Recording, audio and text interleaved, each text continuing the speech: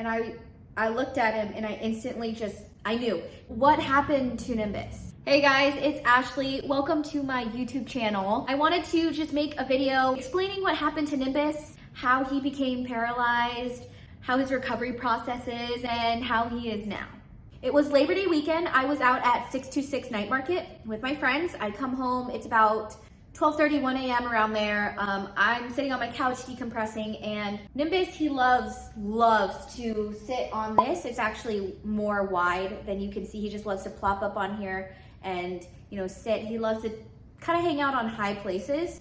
He's a cat pretty much, very agile. He basically jumped on the couch and then he jumped to the right side of me and he just slipped, just like that, very quick.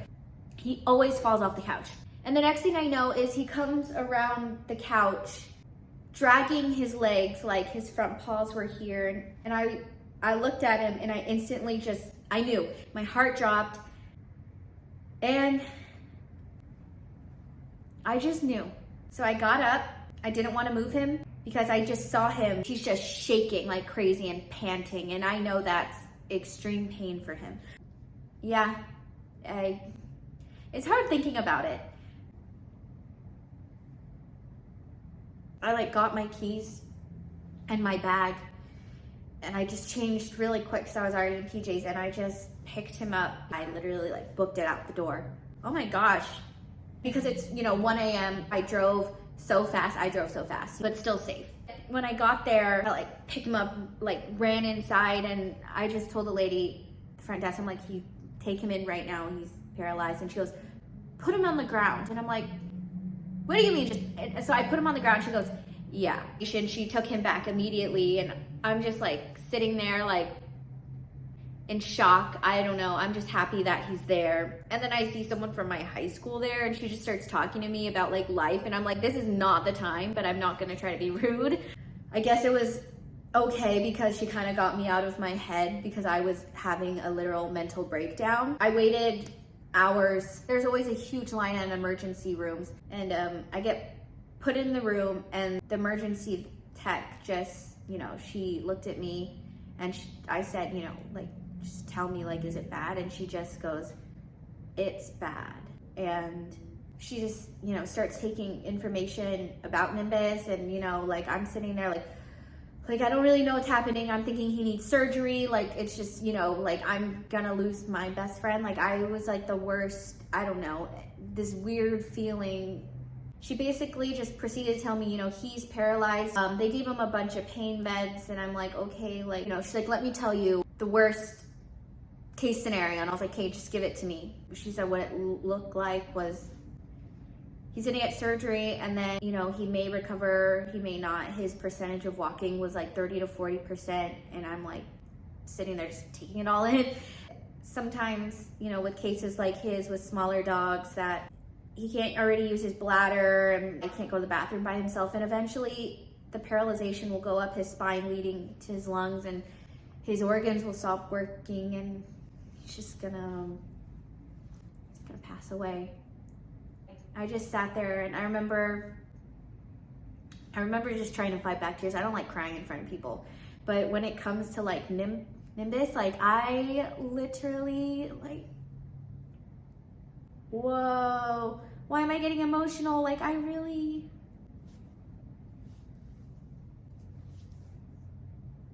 yeah, pretty much I just remember smiling and holding back tears, and the vet tech is just getting me tissues and stuff like that. I'm just crying and she just sat with me for a really long time and she just comforted me, and she was probably the best person to have in that moment. She was just so kind-hearted, and I was like, I really need to see Nimbus before I go home.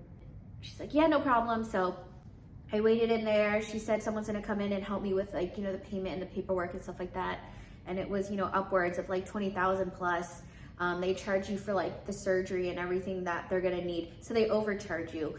So I was God, thank you so much that I'm in a position where I can do that for my dog, because I can't imagine being put in that situation and an option would have to be putting my dog down. I like couldn't do it. I just feel very grateful that.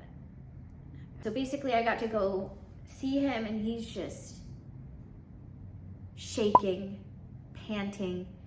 I know he's on pain meds, but like I stayed there for about like 30-45 minutes, and like leaving him there overnight, like it just sucks because Nimbus, he has like puppy trauma. He hates metal, he hates anything loud, anything metal, hates cages. I think it's because he was caged as a puppy, because I got him when he was 4 months old. I know.